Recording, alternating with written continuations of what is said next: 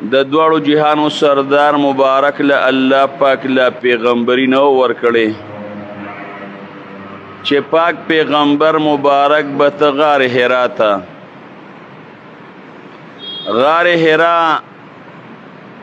دا د بیت الله شریف نه او د مسجد حرام نه تقریبا 3 کیلومتره بهر یا څه کم او زیات هلته یو غر دی او بره بیا په هغې غار کې یو غار دی نو هغې غار ته به د دواړو جهانو سردار مبارک ته او هلته به د الله عبادت کو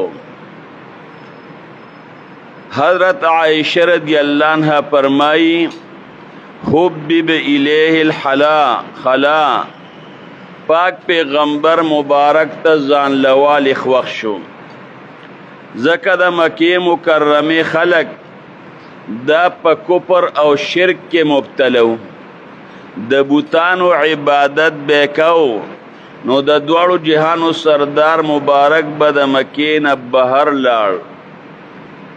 او هلته به هغې غار ته وخوت او هغې غار حرا کې به د الله عبادت کو اوس دې غار حرا ته چې امام الانبیا ته نو بل ته ولې نه ته نو بعضی علما فرمایی چې د پاک پیغمبر مبارک نیکه عبدالمطلب بم دې ته د عبادت د پاره ته نو ځکه ورته رسول الله مبارک د دې انتخاب وکړو دې ته به او بعضی علما زمونږ فرمایی چې د دغې غر نه او د دغې غار کې چې انسان ډډو لګوي نو د هغې نه بیت الله شریف مخامخ په نظر باندې راځي نو بیت الله ته کتل دا ځان له عبادت ته او د الله پاک هغه عبادت ځان له عبادت ته او د عبادت تپاره ځان لوالی خو یو هغه ځان لوالی دی چې هغه مؤبدن وي لکه رهبانیت او بل هغه ځان لوالی چې موقتن وي د څه وخته پورې نو د هغې جواز بیا شته نو ځان لوالی دا جدا عبادت هغې غار ته تلل دا جدا عبادت او بیت الله د هغې ځای نه ښکارېدل دا جدا عبادت نو عبادتونه زیات شو تیره جمعه مې هم درته ویلي وو چې پیغمبر له الله پاک پیغمبري نی ورکړی خو د هغه نه غټ ولی بل نی عبادت به څه کوو نو یا خو د حضرت ابراهیم علیه السلام بعض آثار پاتیو او یا الله به ورته کشف کو الهام به ورته کېده په هغې طریقه به د الله په عبادت کو او چې کله د امام الانبیا عمر 40 کاله پوره شو نو 6 میاشتې د دواړو جهانو سردار مبارک رښتونی خوبونه لیدل بخاری مبارک کې حدیث راځي عائشہ رضی اللہ عنہ فرمائی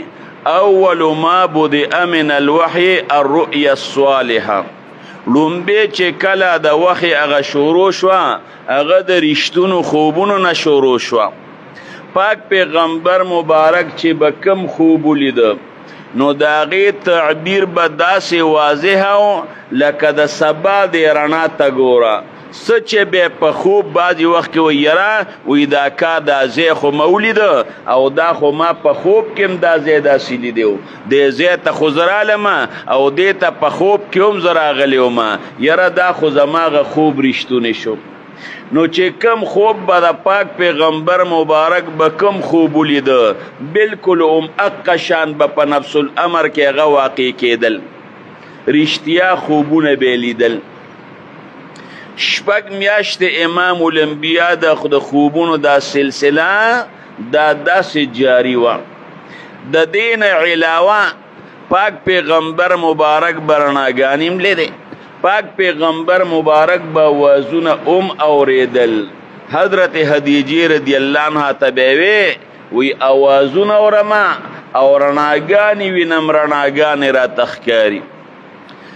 د دوړو جهانو سردار مبارک به کله په غار حرا کې یو هفته تیره کړم کله به د دواړو جهانو سردار مبارک 10 ورځې او 10 شپې یو شان تېرې کړې او کله به یو میاشت تېره کړه نو که 10 ورځې به تېرولې یا هفته نو د هغې دپاره به امام الانبیا ځان سره توخه یوړه ستوان وغیره او دغه رنګې د هغې ورځو دپاره د سکلو دپاره چې څومره د ضرورت دپاره څومره اوبه کافي کېږي نو هغه اوبه به ځان سره امام الانبیا یوړې او چې کله به ورځې ډېرې تېرې شوې نو خدیجې رضی الله عنها ته به پته وه چې یاره کومه توخې وړې ده بس هغه ختمېدو والا ده یا به ختمه شوې نو هغې به ځان سره خوراک هم واغېشته هغې به ځان سره اوبه هم واغېشتې الله دې قبر نور هم د هغې د نور نه ډک کړي هسې هم د نور نه ډک دی نو هغې غره پورې مزل کول او بیا په هغې غر کې چې هغې غار ته خېجې ځان له 1 کیلومیټر مزل دی دا مزل کول بیا راکوزېدل دا ګران کار دی ښځه هسې هم کمزورې ذات دی امام الانبیا سره مینه زیاته وه او د مخکې نه خبرې مې اورېدلې وې زما خاوند دا د نورو ښځو د خاوندانو په شانتې نه دی زما خاوند له به الله پاک نبوت او پیغمبري ورکوي دا خبرې خو هسې هم مشهورې وې ورته پته وه نو توخه به یې ورپسې یوړه نو د دواړو جهانو سردار مبارک یو میاشت دا په غار خیرا کې تیره کړه چې کله په غار خیرا کې تیره کړه امام الانبیا یو میاشت دغه وخت کې جبریل امین هم راغی میکائیل علیه السلام هم راغی د دواړو جهانو سردار هغې وخت کې عایشه رضی الله عنها پیدا نه وه د دواړو جهانو سردار مبارک بیا هغې ته وروستو الویلی دی نو د 40 کالو په عمر کې خوبونه شروع شو او 6 میاشتې یې خوبونه ولیدل نو بیا د رمضان په 19 تاریخ باندې اختلاف پکې شته د رمضان په 19 تاریخ باندې بیا جبریل امین راغی او ورسره حضرت میکائیل علیه السلام راغی نو دا یو پرشته هغې بلې پرشتې ته وایي دا هغه یو دی هغه دی بله ورته وایي او دا هغه دی جبریل امین دا په ځمکه باندې راکوشو او حضرت میکائیل علیه السلام د ځمکې او د اسمان په مابین کې دا ولاړو نو دا یوه پرشته دی بلې ته وایي وزن یې وکړه چې وزن یې وکړه نو د دواړو جهانو سردار مبارک فرمایي زه راپاڅولم او په یو تله کې زه ودرولم یو کسې بل طرف ته ودرو چې زه ورسره وتللم نو زه په هغې باندې دروند شم بیا هغه فرشته ورته وایي کسان ورسره نور هم زیات کا وی بیا یې 10 کسان په هغې تله کې یو طرف ته ودرول او زه په هغې تله کې بل طرف ته ودرولم وی په هغې 10 کسانو باندې بیا زه دروند شم بیا را سره 100 کسان په تله کې ودرول زه د تلې بل طرف ته ودرولم په هغې 100 کسانو هم زه دروند شم بیا را سره 1000 کسان په تله کې ودرول زه بل طرف ته هم په هغې 1000 کسانو هم زه دروند شم د دواړو جهانو سردار مبارک فرمایي هغه یوه فرشته بلې ته وایي بس پرېږې ده وایي که دا ټول انسانان او دا مخلوق ورسره وتلې وایي هغه به په ده باندې سپکي او دی به په هغه باندې درونی او دام ورته وایي د دې هلک او د دې پیغمبر امت دا به د ده تابع کېږي او د ده تابع به وي او د ده به ټول تابعداري د هغې نه پس د دواړو جهانو سردار مبارک فرمایي زه به قالین څه یاد کړم قالین څه څیز دی خو د قالین په مثل دا یو شی یې راوړ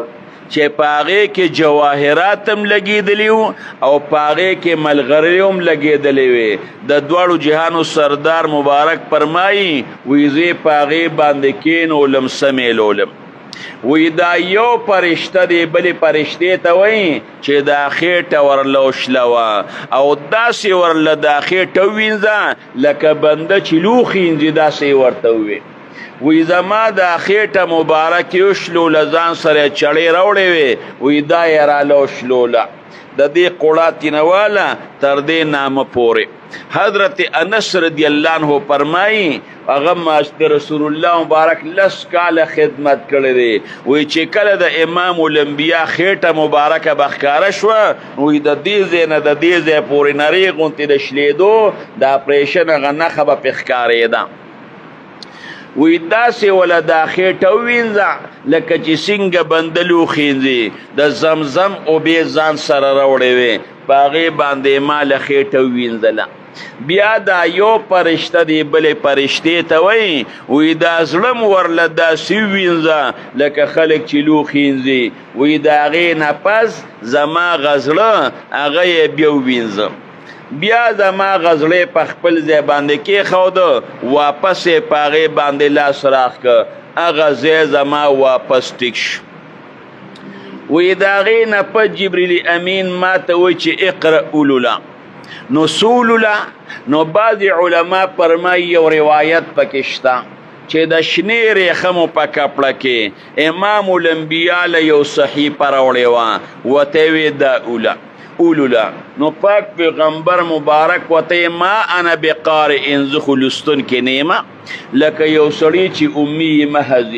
کالج کې سبق نه دی ویلی سکول کې سبق نه دی ویلی په لیکلو لوستلو نه پوهېږي او ته ورته یو پاڼه ونیسې په هغې لیکلي چې لکه د اولوله ابه راته وایي چې زه خو لوستونکی نه یم وروره دا خو چېته سکول والا او کاتب له غوړه نو د دواړو جهانو سردار مبارک وته ما انا بقارئ زه لوستونکی نه یم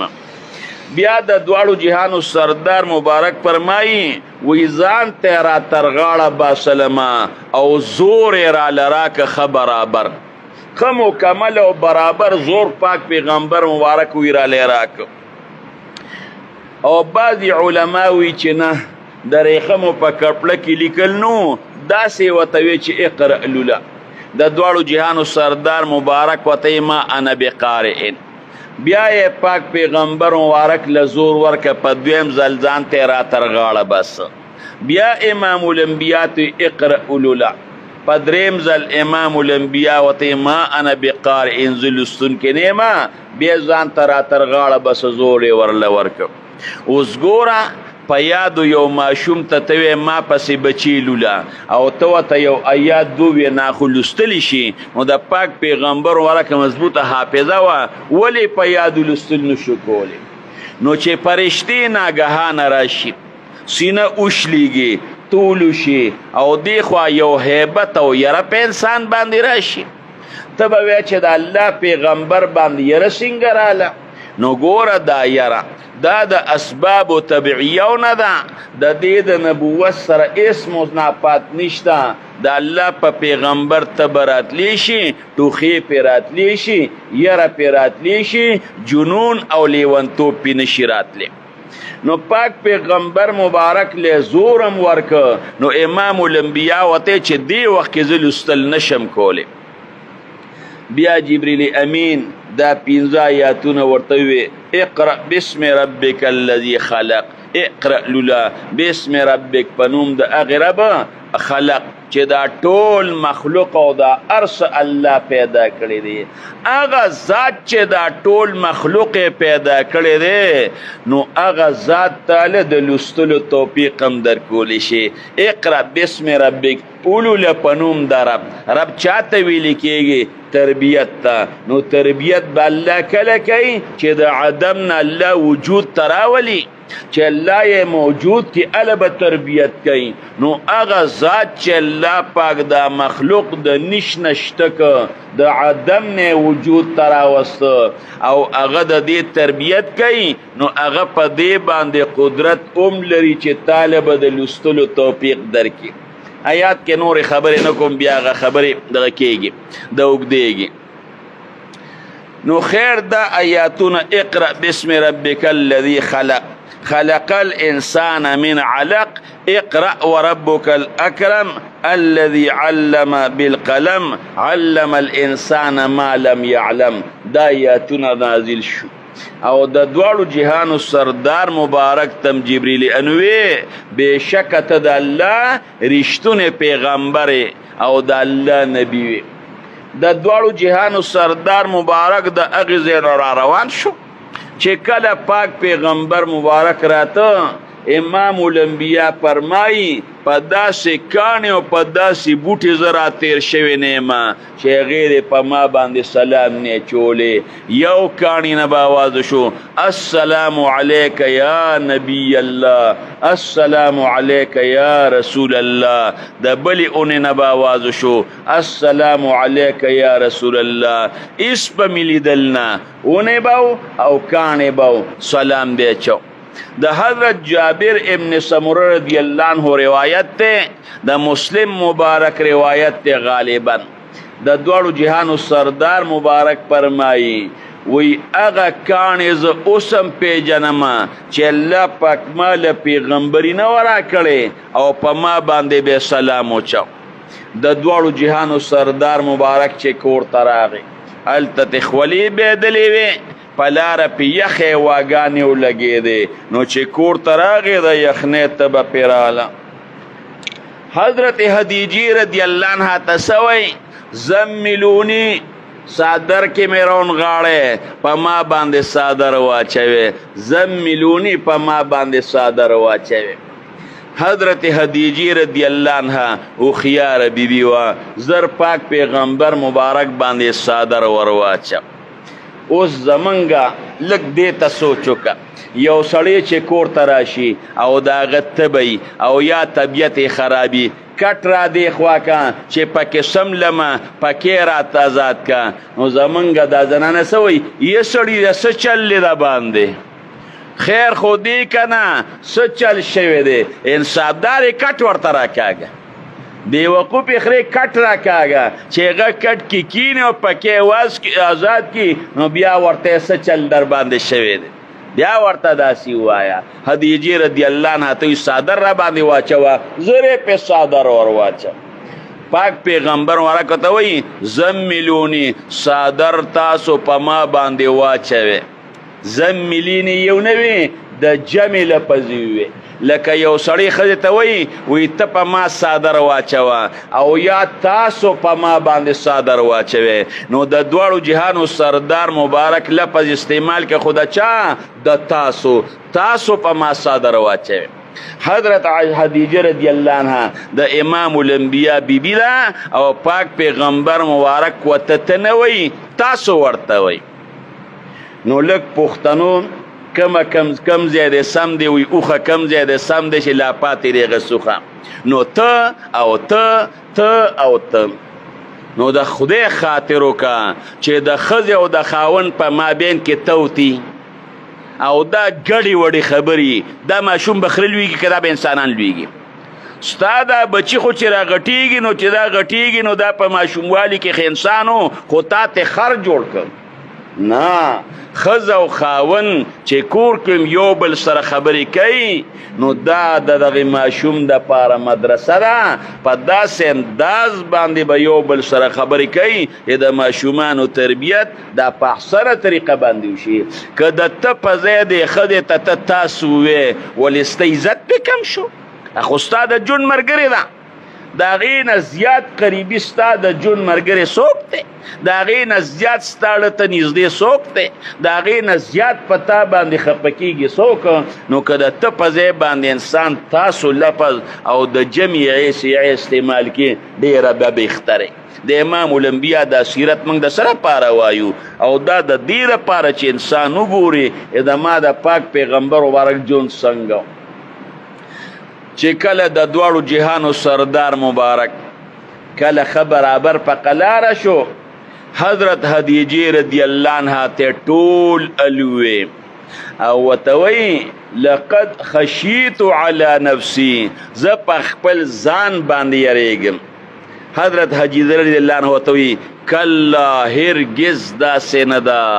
زما دې په هغه ذات باندې قسمی چې د حضرت خدیجې رضی الله عنها روح د هغې په قبضه کې دی ته به د دې زمانې او د دې امت پیغمبرې که دا صحبه د دې زمانې ښځه وه او ته راغلی وې او چې هلته خو سړي راغلی او سینې رالوشتوله یا سړیه پام کوه چې ګورې بیا لاړ نشي او دا بچه ته پیریانو درته به په جړه شي نور بندله صحبه خورئ نه خدیجه رضی الله عنها ورته وایي زما دې په هغې ذات باندې قسمي د هغه په قبضه کې د خدیجې روح دی او ساده ته به د دې امت پیغمبرې او امام الانبیاء ورته ولی لقد خشیت علی نفسی زه په خپل ځان باندې یریږم ولې یریږم یو خدا چې دا فرشته راځي او ما له هر وخت دومره زور راکوي نو خو بس صابرانه وځي نو دا خو چیر وخت راځي او دومره زور راکوي صابرانه وځي بل دا ده چې د پیغمبر بوج اوچتول دا آسان کار نه دی خلکو دین د خپل دین نه بل دین تراړول دا خو به قوم ما سره مخالف شي دا خو به بار خلک مخالف شي دا خو به رشته داران مخالف شي دا خو ډیر ګران کار دی لقد خشیت علی نفسی زه په خپل ځان باندې یریږم ځکه دی خوا د قوم مقابله ده او مخالفت ته کوي دی خوا به مسافر مخالفت کوي رشتہ دار به مخالفت کوي ټول خلک به مخالفت کوي حضرت خدیجه رضی الله عنها څومره هوښیاره ده هغه ورته وایي انک لتصل الرحم چې څومره رشتہ داران دي ته ورسره صلې رحمي کې څومره ښکلی جواب یې ورکړه رشته دارانو سره صلې رحمي کې نو چې چا سره څوک صلې رحمي کوي هغې بیا مخالفت نه کوي نو د رشته دارانو د مخالفت نه خو یریږم ځکه هغوی سره د رشتې خیال ساتي هېڅ چرې به ستا مخالفت نه کوي او بیا ورته څه وایي وایي ته خو میلمنو له میلمستیا هم ورکې نو چې د بار نه مسافر راځي او ته میلمستیا ورکې نو د هغوی د مخالفت نه م یریږم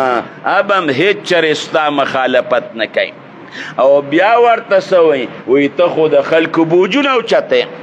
څوک په لار رواني پیټې ورسره یوسې که چا باندې قرضي هغه قرض د هغه خلاص کې که چاته ټینشن وي خشته مشوره وله ورکې نو چې د خلکو بوجونه اوچتې نو د خلکو تا سره مینه ده خلک به هم ستا مخالفت نه کوي ښکلې پاک پیغمبرو هکلې تسلي ورکړه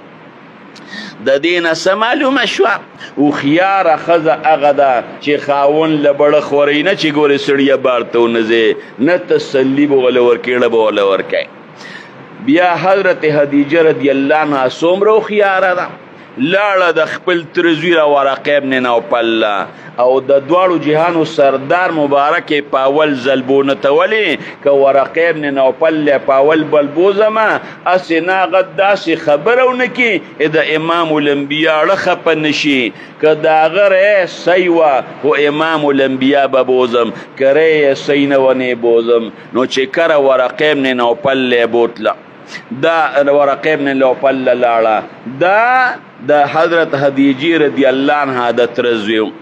او دی عیسائی شیو کوپر او شرک پریخیو نو عیسائی شیو او کاتبو نو دا سوریانی دا انجیل دا په سوریانه جبه کې دا نازل شوی دی اصل کې سوریه د هغې علاقې ته ویل کېږي سوریه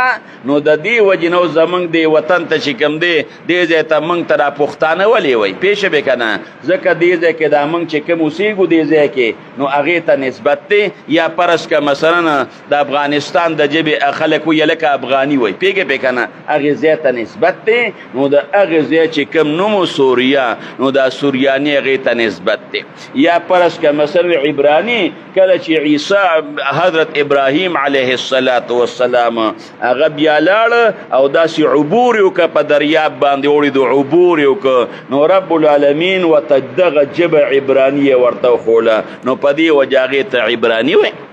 نو خیر انجیل په سوریانه ژبه کې دا نازل شوی او دله د به د هغې سوریانۍ نه د انجیل ترجمه ده په عربۍ کې لیکله چې د عرب پوهېږي. نو د انجیل علم ورسره و، د تورات علم ورسره و. او مخکې خدیجې رضی الله عنها د ده نه د امام الانبیا په باره کې خبرې اورېدلې وې. نو چې لاړه خدیجه رضی الله عنها او هغه ته یې واقعه بیان کړه، هغه ورته وی چې دا ته څه وې که دا رښتونې، نو بس ستا دا خاوند د آخرې زمانې هغه پیغمبر دی او دا هغه فرشته او هغه ناموس دله راغلی دی چې کوم حضرت عیسی علیه السلام را براته. بس د هغې نه پس خدیجه رضی الله عنها راله او بیا د دواړو جهانو سردار مبارک ځان سره بوته ورقه ابن نوفل. او ورقه ابن نوفل ته وی د دې خپل تره د زوی خبره دی واورم. نو ورقه ابن نوفل امام الانبیا ته وی ورواره ماذا ترى تسینې. د دواړو جهانو سردار مبارک ورته ټوله واقعه بیان کړه. ورقه ابن نوفل ته خو د مخکې نه هم پته وه، هغه ورته وایي دا هغه ناموس دی او دا هغه فرشته ده چې کومه به موسی علیه السلام لراتله. خدیجې رضی الله عنها ته وایي هغه فرشته ده چې عیسی علیه السلام له براتله. او هغه ته امام الانبیا ته څه وایي؟ وایي دا هغه فرشته ده چې کومه به موسی علیه السلام لراتله. او بیا د دواړو جهانو سردار مبارک ته وایي دغه وخت کې هغه بوډامو او په سترګو باندې ړوند شوی هم و. پاک پیغمبر مبارک ته وایي ارمان چې هغه وخت کې زه جمدی وې چې تا د خپل قوم د وطن نه وباسي او زه جمدی وم، نو ما به ستا مضبوط امداد کړی. د دواړو جهانو سردار مبارک ورته وایي او مخرجیهم، آیا دوی به مو وباسي څه مقصد؟ د یو لوی قوم سره د ما تعلق دی، ما به څنګه وباسي؟ بل اسم وطن پرېښودل ګران دي، ما به د وطن نه وباسي. هغه ورته وی ستا په شان چې کوم انسان راغلی دنیا ته الله ورله پیغمبري ورکړې ده هغه سره همدغه شانتي کېږي، دا نوې خبره نه ده. ابراهیم علیه السلام نمرود د وطن نه ونښ که، موسی علیه السلام فرعون د وطن نه ونښ که چې په دریاب بیا وړېد او فرعون الله دریاب کې تباه که. عیسی علیه السلام هغوی د وطن نه ونښ که، وی دا څه نوې خبره نه ده. او د دواړو جهانو سردار مبارک ته وویل ته د الله پیغمبرې، تصدیق یې وکړه. او یو روایت کې راځي چې پاک پیغمبر مبارک یې په دې سر باندې ورقه ابن نوفل ښکلم کړ. د دواړو جهانو سردار مبارک ته لا دا وخت نه وه شوې چې ته خلکو له د ایمان دعوت ورکه. 3 کاله بلکل دا وخت بنده شوه، بیا راتلنه زمانه د پتورت ورته وی. حضرت خدیجې رضی الله عنها د دواړو جهانو د سردار مبارک نه یو ځل تپوس وکړه چې د الله رسوله تا خو ورقه له د ایمان دعوت نه دی ورکړی، خو تی خو د الله پیغمبر منلی، ارمان یې کړی دی که هغې وخت کې زه جمدی ومه نو ستا به زه امداد وکمه. نو د هغه څه حال دی؟ امام الانبیا وی ما په سپینه جامه د ریخم کې ورقه په خوب کې لیدلی دی، او که دی د اهل النارو نه نو ما به بیا په سپینه جامه کې نه لیده. زمون علما د دې نه یو مسله روباسي، یو انسان مړ شوي او تی په سپینه جامه کې په خوب کې وینې، دا د هغه د جنتي کېدو نښه ده. او د دواړو جهانو سردار مبارک به وي تاسو د ورقه بد مه وایې، د هغه دپاره ما په جنت کې یو باغ او 2 باغونه دا لیدلی دي. خیر 3 کاله وخې بنده وه. ولی بنده شوه؟ یو خو پاک پیغمبر مبارک د جبریل امین هغه زور ولا هغه ورکړی، پرېږده چې دمم شي، پرېږده چې ورته لږ شوقیم شي. امام الانبیا به ته غار حرا ته رغ عبادت دپاره هغه شوق به یې رامخکې شو چې دا وخې ولې نه راځي. بعضې وخت کې به غر ته وخته او پاک پیغمبر مبارک به اراده وکړه ځان د دې غر د څوکې نه رارغړو. جبریل امین به ورته راښکاره شو او ورته به یې ویې ته بېشکه په رښتونې ګورې د الله پیغمبرې، پام کوه ګورې بیا به د دواړو جهانو سردار مبارک ځان راونغړو چې بیا به یې کله اراده وکړه بیا به ورته جبریل امین راښکاره شو 3 کاله په دې کې تیر شو د دواړو جهانو سردار مبارک تللی د غار حرا ته چې د هغې ځای نه کله امام الانبیا راته وی چې بره بر یو کش اواز مې اورید چې بره مې وکتل وی یو کرسی ده او په هغې باندې هغه فرشته چې ما له غار حرا ته راغلی ده هغه په هغې کرسی باندې ناسته ده او د اسمان دا ټول افق او دا طرف یې بند کړی دی جبریل امین ته چې وکتل امام الانبیا را روان شو بعضو روایاتو کې راځي چې د پاک پیغمبر مبارک دا زړه راپیده بعضې کې راځي چې دا اولی دا یې راپیدل چې کور ته څنګه راغی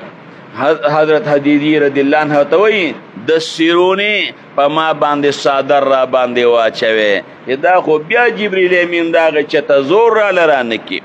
خو چې څنګه پاک پیغمبر مبارک باندې صادر واچو جبریل دروازې ته را رسېدلی و پاک پیغمبر مبارک له بیا آواز ورکړ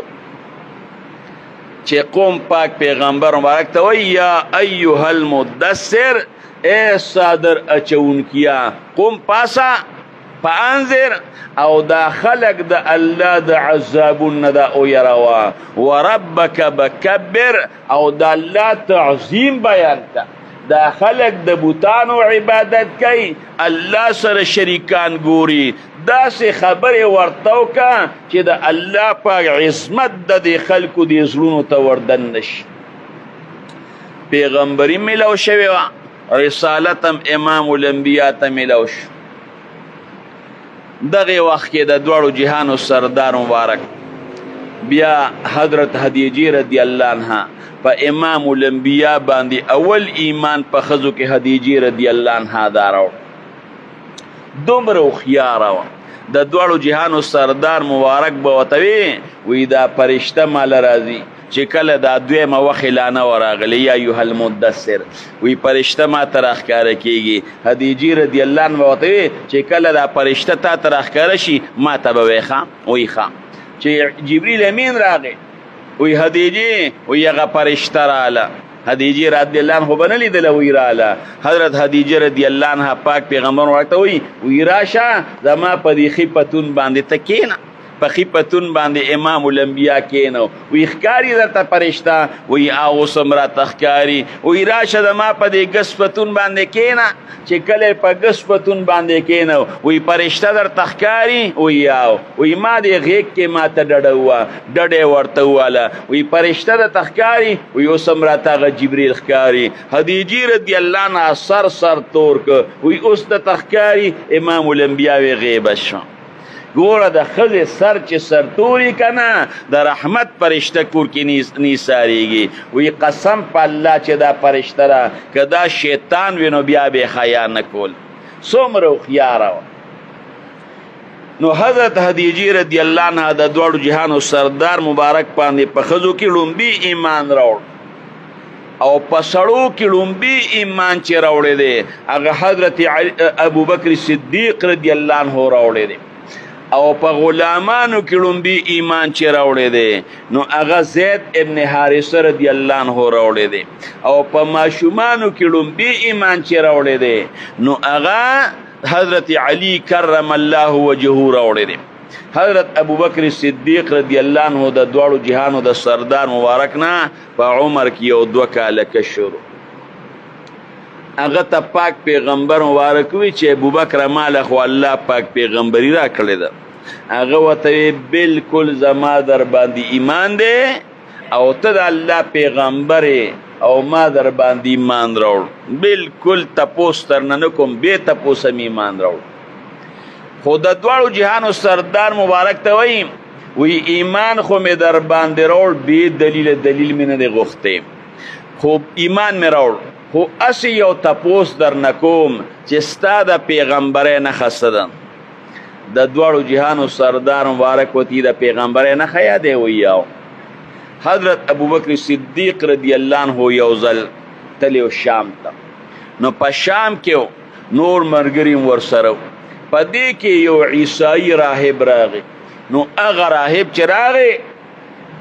حضرت ابوبکر صدیق رضی الله عنه وی داسې ماته نیغ نیغ وکتل، وی چې وی کتل نو بیا خپل عبادت خانه ته لاړ. وی چې کله خپل عبادت خانه ته لاړ وی د هغې نه یو کتاب راواغېسته، وی هغې کتاب ته به هم داسې کتل ما ته به هم کتل، هغې کتاب ته به هم کتل ما ته به هم کتل، هغې کتاب ته به هم کتل ما ته به هم کتل. ستاسو نوم دی زما ده، د پلار دې څه نوم دی؟ زما د پلار نوم قحافه دی. د کوم دی؟ د مکې یم. وی ما ته وی چې یاره نورې نښې خو مې درکې پیدا کړې. وی ما په زړه کې وی چې دا د دې څه نښې یادوي؟ وی راته وی چې دا په حفظ د راته لږ وښایه، دا هارون دې راته لږ وښایه. وی ما ورته چې زه هارون چاته نه ښیم. وی ما ته وی چې دا هارون به راته لږ ښکاره کړې. وی ما ورته چې نه هارون مونږ چاته نه ښیم. وی ملګرو راته وی چې تا نه پیسه دي خو دا هارون ورته راښکاره که که نه؟ وی چې کله ورته ما هارون ښکاره که وی زما په دې هارون باندې یو تور داغ و. وی چې هغې داغ ته وکتل وی ما ته وی ته به د اخر زمانې د پیغمبر لومبې ملګری او د هغه خلیفه بیته. وی دا خبره راته هغه وکړه خو بس هغې وخت کې خو لا امام الانبیا د پیغمبرۍ دعوه نه وکړې، دا لکانې خبره وه. نو چې کله د دواړو جهانو سردار مبارک ته مې وی چې یاره د پیغمبرۍ څه نښه خو راته وښایه که نه؟ وی د دواړو جهانو سردار مبارک مسکی شو. وی ما ته وی چې د پیغمبرۍ نښه غواړې؟ وی ما ورته وی چې آو. وی چې کله په شام کې هغې راهب ستا رون کتلی و دغه زما د پیغمبرۍ نښه ده. ګوره د دواړو جهانو سردار مبارک څه کې هېڅ چا ته هم ال نو ویلې.